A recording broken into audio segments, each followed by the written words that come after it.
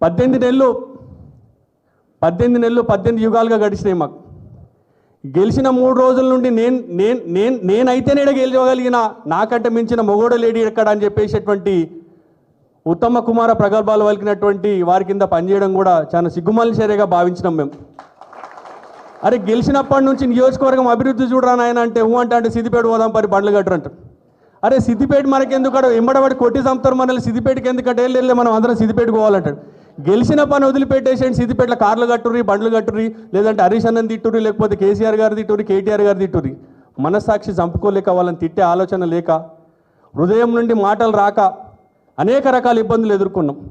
అక్కడ ఉండాలంటే కేసీఆర్ గారిని తిట్టాలి, అక్కడ ఉండాలంటే కేటీఆర్ గారిని తిట్టాలి, అక్కడ ఉండాలంటే హరీష్ అన్నని తిట్టాలి, లేదా హరీష్ అన్న క్యాంప్ ఆఫీస్ మీదకి బండ్లు కట్టాలి. ఇటువంటి ఒక ఆలోచన విధానం ఉన్నటువంటి నాయకుల కింద 18 ఏళ్ళుగా పనిచేసి చాలా బాధపడ్డామన్న మేము. చీటికి మాటికి చిన్న సందర్భం వచ్చినా కానీ కూడా హరీష్ అన్నని తిట్టాలి, లేకపోతే ఫ్లెక్సీలు కాలబెట్టాలి, లేకపోతే ఏదైనా ఒక విధ్వంసాన్ని సృష్టించాలి.